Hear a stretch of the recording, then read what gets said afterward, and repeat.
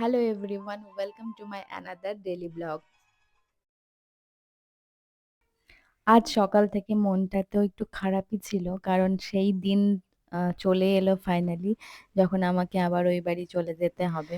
প্রত্যেকটা মেয়ের জীবনে এই দিনটা সত্যি খুব কষ্টের, যেদিন মায়ের বাড়ি ছেড়ে চলে আসতে হয়।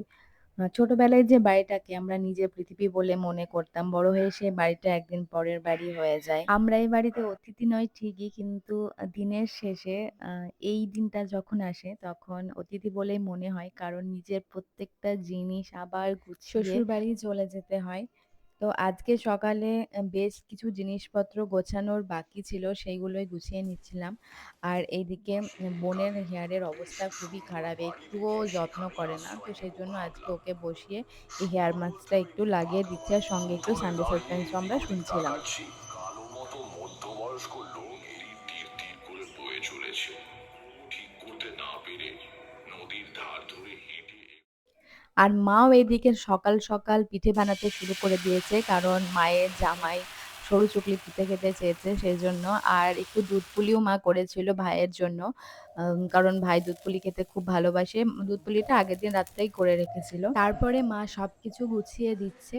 আহ, অনেক কিছু এই বাড়ি থেকে নিয়ে যাই যখন ওই বাড়িতে যাই। লাঞ্চ সেরে আমি রেডি হয়ে নিচ্ছিলাম, কারণ এরপরেই আমাকে বেরোতে হবে, না হলে কিন্তু সন্ধে হয়ে যাবে। প্রত্যেকবার যখন এই যাওয়ার দিন আসে না, তখন মনে হয় যে আরো দুদিন থেকে গেলে ভালো হতো, কিন্তু কি করব বলো, নিজেরও তো কাজ আছে, সেগুলো সবই আমার ওখানে।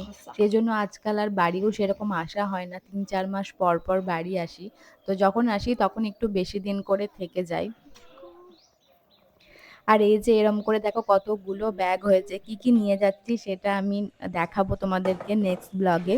আর আজকে যেতে গিয়ে আমি একটা কাণ্ড করে ফেলেছি, সেটা তোমাদেরকে দেখাচ্ছি। দেখো আমি স্লিপার পরেই চলে এসেছি, আমি জুতো পরারও মানে আমার খেয়ালই নাই, আমি ভুলে গেছি। যখন অনেকটা গাড়ি চলে এসেছে তারপরে চলো মনে পড়লো তোমাদেরকে যে আরে আমি দেখাই তো আমি জুতো পরতেই এতদিন ভুলে গেছি। ছিলাম না, তোমার বাড়ির অবস্থাটা কি হয়েছে। মানে আমি না থাকলে যেখানে সেখানে জিনিস পড়ে থাকে, আর এটা আমার সব থেকে বেশি অপছন্দের। এই যে এটা এখানে রাখার জায়গা। আর যেই যখনই বাড়ি আমি ওই বাড়িতে যাই, যখন এই বাড়ি আসি, তখনই দেখি আমার কোনো না কোনো জিনিস হয় ভেঙে গেছে, না হলে গাছ নষ্ট হয়ে গেছে, আর সেটাতে আমার এসে মাথা গরম হয়ে যায়, মন খারাপ হয়ে যায়। এই যে এই যে এটা হচ্ছে আমার রুমের অবস্থা। দীপুও এই যে ছিল না, ও ডিউটিতে গঙ্গাসাগর গেছিল, আসার পর জামা কাপড় এখানে এইভাবেই সোফার উপরেই রেখে দিয়েছে। চলো তোমাদেরকে দেখাই যে আমার স্টুডিওর অবস্থা কি হয়ে আছে। তো এইগুলোই দেখাচ্ছি বেশ দাঁড়াও। কয়েকদিন ধরে আমি গুছিয়ে রাখবো, কারণ যতদিন না পর্যন্ত সবকিছু সাজানো গোছানো না হবে ততদিনই আমি একটু খিটখিট করতে থাকবো। তো এগুলো গুছিয়ে আমাকে রাখতে হবে সুন্দর করে আগে। তো এই ছিল আজকের আমার সারাটা দিন। ব্লগটা কেমন লাগলো অবশ্যই জানিও।